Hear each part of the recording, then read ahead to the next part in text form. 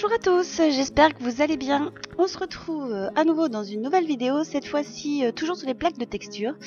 Mais je vais vous montrer qu'on peut utiliser les plaques de texture souples pour faire en fait des marques de tampons sur les pattes.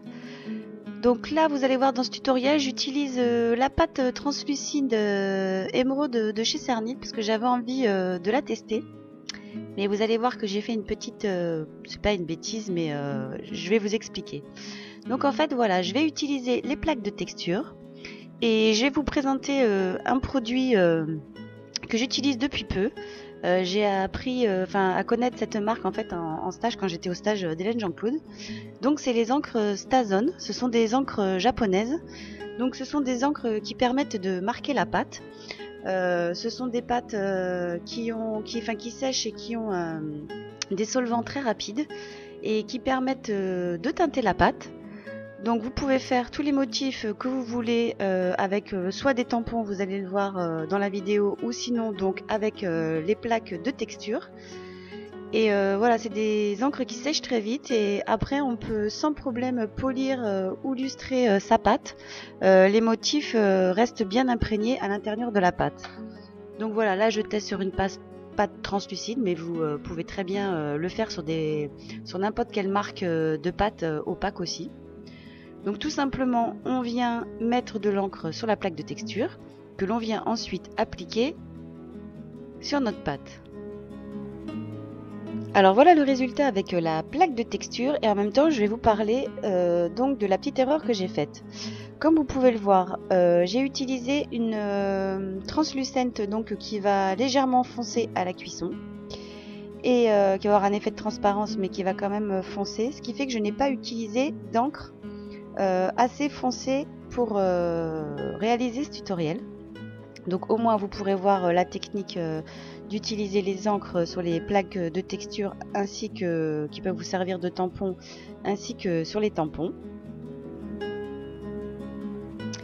Mais vous allez voir que là j'ai fait exactement la même chose, c'est-à-dire j'ai utilisé une encre trop claire qui ne ressortira pas assez à la cuisson.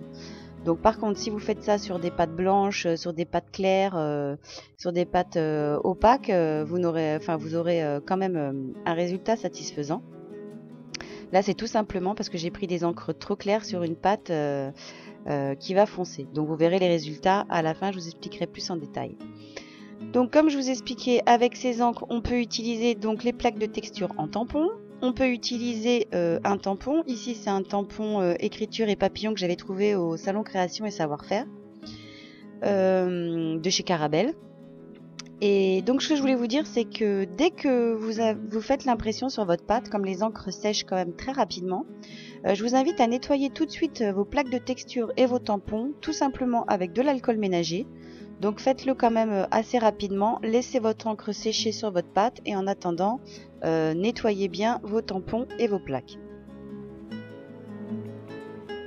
Alors vous allez voir que là, comme j'ai utilisé une encre beaucoup plus foncée, c'est celle-là qui va le plus ressortir après cuisson.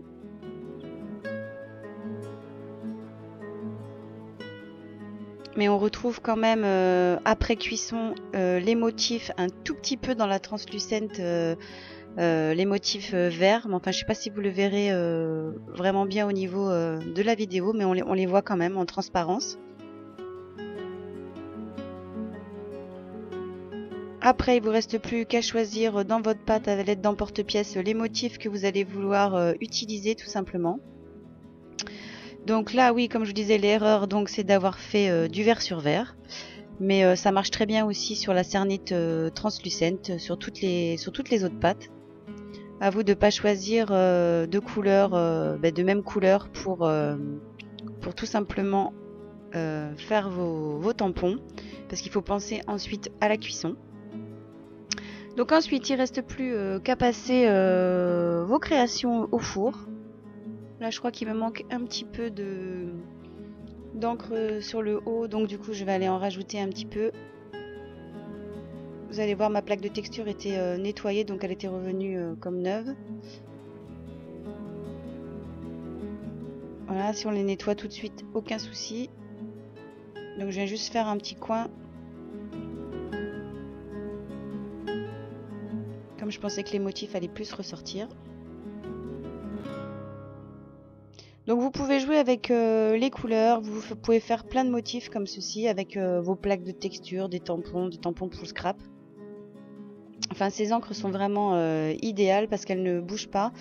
Une fois que les pâtes sont cuites, une fois qu'on ponce les pièces et qu'on lustre, eh bien les motifs restent, c'est incrusté dans la pâte.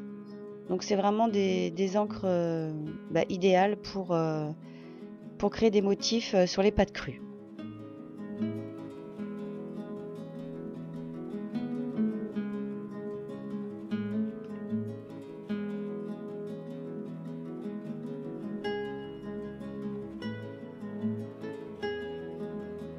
On va passer à présent au résultat, comme ça vous verrez bien ce que ça donne.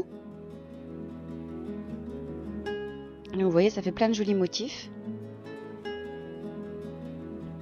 Donc voilà après cuisson sur le motif que j'ai fait avec les petites spirales. Donc là on les voit légèrement sur la pâte, donc on la voit au niveau de la transparence.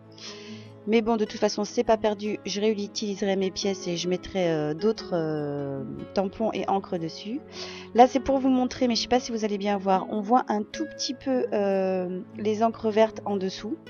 On voit surtout les encres foncées qui ont pris bien évidemment le dessus sur la couleur.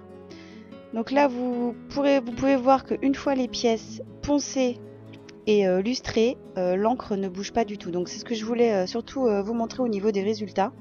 Donc c'est vraiment des encres très intéressantes. Voilà pour ce tutoriel sur les plaques de texture qui vous servent de tampons pour imprimer vos pâtes. J'espère que ce tutoriel vous aura plu et on se retrouve très vite sur la chaîne pour plein de nouvelles vidéos. Je vous dis à bientôt. Ciao!